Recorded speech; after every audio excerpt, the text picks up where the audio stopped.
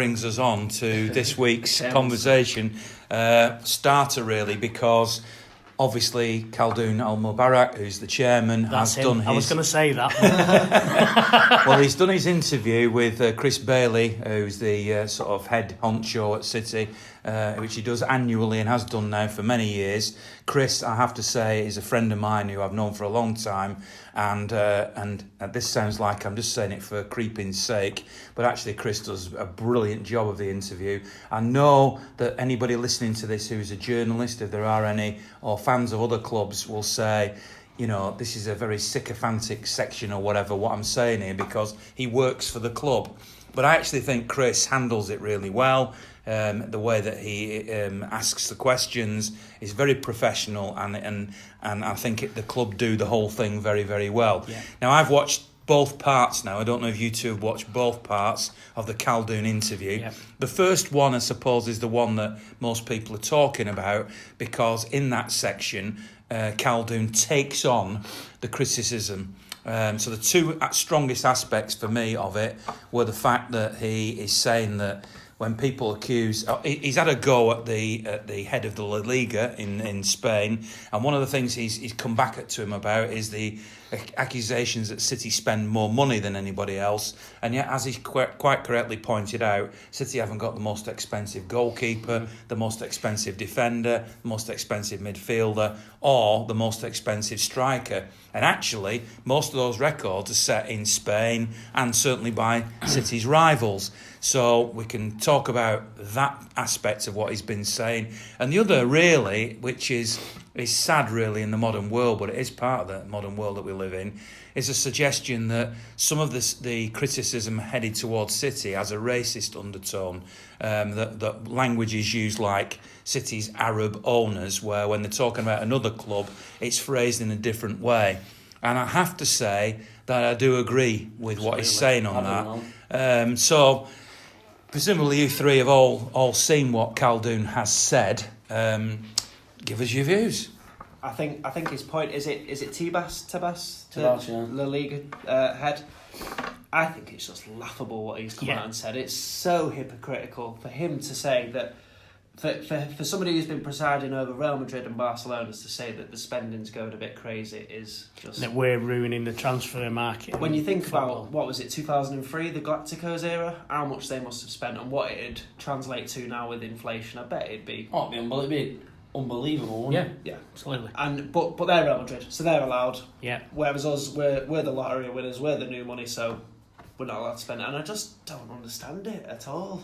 Yeah, how many clubs would have been investigated if FFP was around in the early 2000s and back end of the 90s, you know what I mean? How many more investigations would there be? And it's quite fishy how it only started to rear its ugly head when PSG and ourselves were invested in, and that's when FFP really started to get attention. And a lot of the fans that are criticising us here are people that don't really know too much about FFP. They're just jumping on a bandwagon, and I think that's the danger of football fans today.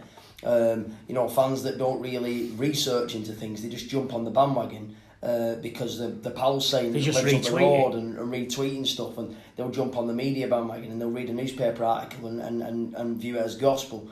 But I'm not going to lie, when I watched Khaldoon, he absolutely oozes class, and everything he came out with, I was fist pumping every single thing he said. I'm watching it in my front room now with a brew and a ginger beer. I can just see this. And I'm sat there just sprawled out watching it, looking at this wonderful, wonderful chairman who oozes class. And when he's going, this, that, and the other, and this, that, and the other, and we're not the ones with the dearest striker. And I'm going, yes, Khaldoon, not so shy. Stick it to him. You know what I mean? Stick it to him. I mean, my voice wasn't quite like no, that. I think it was his high pitch, was it? But I was buzzing, and I was like, this guy is fantastic, and I love the fact that he comes out every single year, and there's a real organisation to what he says to Chris. There's a real theory behind it. And I firmly believe that the next 5 years, next 10 years are planned out well in advance. This guy knows where we're going to be in 2025. Does it make you feel more confident? Because one of the things that I try to resist doing myself, because I'm a journalist as well as being a fan, is to start talking about things that I admit I'm not an expert on or don't have inside knowledge on. There are a lot of people out there who do pretend that they have that information and therefore spout on about it. And I feel as if, even though some people might look down on me and go, oh, so you don't know as much as other people.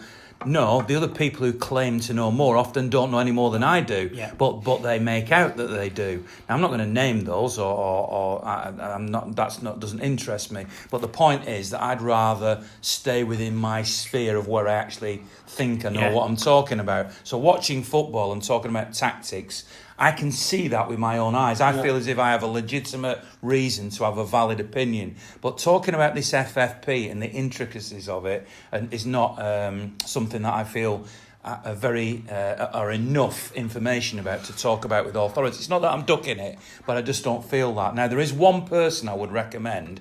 I'm not necessarily saying that he is the definitive expert, but a guy called Colin Savage, I think he's at Presswich Blue, who did an interview for another podcast. We've had him on here, Bolt from the Blue.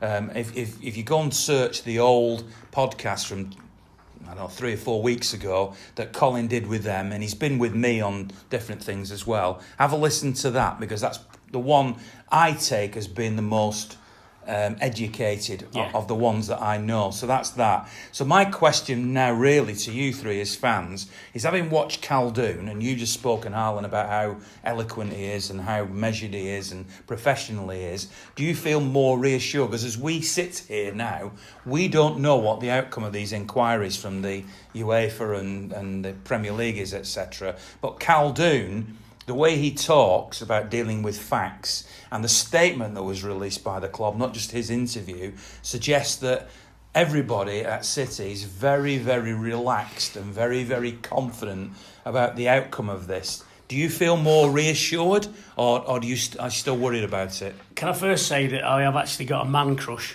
for Mr. Khaldoon? I thought it was me then. Oh well, no, you're out of it now. I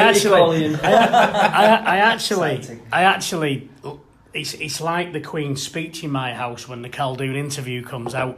What are you saying? Watch the Queen's speech on Christmas Day? No, I did when I was a kid. Oh, right. But now, as I've got older, it's kind of like I can't wait for them to come out. And when they do come out, I'm like you. I'll be sat there Glued. And I listened to him, and I was sat there thinking, yes. And I could sit and listen to him talking all day. The way he talks, the way he's measured. He even makes it when you go, he even makes that sexy, you know what I mean? He's just like, he's perfect. But moving on to the question before I embarrass myself anymore. I haven't a clue about FFP, if I'm being honest. Presswich Blue, I've listened to him destroy other so-called expert journalists.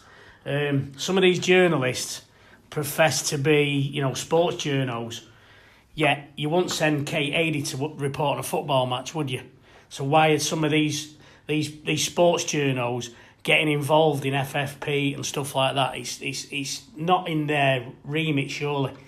So I've listened to what he's had to say, Khaldoon, and I'm completely, my mind is at rest that we haven't got a thing to worry about. You don't have a business and a man with business acumen like he's got to get caught out by stupid things.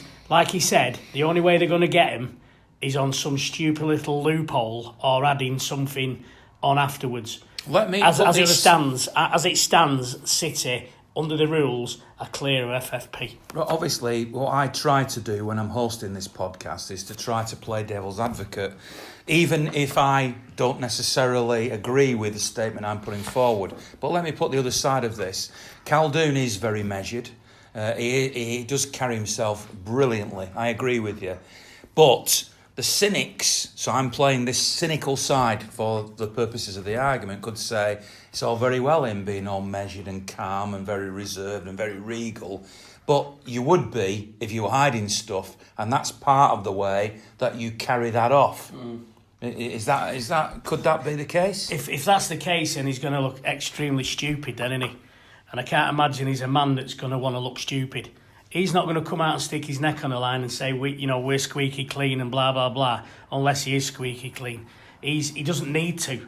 He could quite easily just come out and just say, I don't really want to talk about FFP. He could quite, The fact- because yeah, he's yeah. in control. He's in control of that. The questioning. It's a club interview, so It's he, a club you're interview, right. He doesn't so have to answer that yeah, if he doesn't want. You know, he doesn't have to answer that, and he's answered it, and he wanted to answer it. Obviously, he said, "I want to talk about this."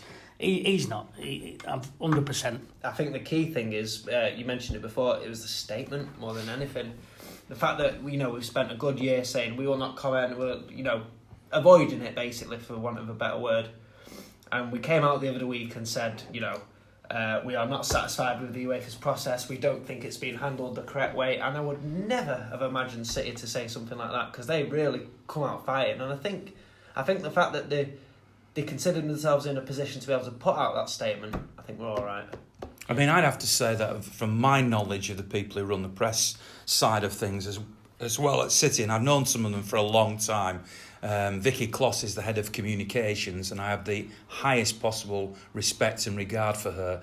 And that statement would have been overseen by somebody like her if it hasn't come directly from Khaldoon. So I tend to agree with you. So even though sometimes I play the other side of the argument, I do tend to agree with you. What about you, Harlan? Yeah, I'm on the same page as well. Everyone here, you, Ian, you, Paul, and you, Will. I think that based on what you said, Paul, Khaldoon didn't have to answer what he was being asked by Chris. He could have said, "Can we move on, Chris?" Or Well, he would have sort of edited that out, wouldn't he? Yeah, of course, but he didn't have to go into as much depth. And I think to go into that much depth, it says a lot, doesn't it? You know, he could have just, like you say, avoided the question, and then people would have probably been more inclined to say, even City fans might have said, "Oh, I don't really like the fact he dodged that. Is there something to be worried about?" But the fact that he didn't and he answered it, I do think, yeah. You know, The thing is, Khaldoon could have talked about how fantastic we've won the treble, we've done this. Yeah. He could have just glossed all over it. He could have got away with saying anything because of the season we've had. But he didn't. He talked about that thing that's really obviously bugging the people behind City. It's obviously a real bugbear with them. I think the fact that it's winding them up as much as it's winding us up, we're on the same page, Exactly. aren't we? I think the other thing as well is that you see how organised they are. You see how it's such our club City, we're such a well-oiled machine. The fact that they're so thorough and so organised with the transfer process, with the development, with the academy process, with the There's a plan, isn't there? There's a 10, the 20 year plan, isn't there? blueprint, pardon the pun, the blueprint is so thoroughly thought out and so well planned out that I don't think he's the kind of guy to let things slip or slide, and I don't think that the club are. So the fact that it is such a good blueprint shows you how organised they are, and the fact that they'd be that thorough that they definitely avoid this if they knew what the repercussions would be anyway. Yeah. Do you know what I mean? In the second part.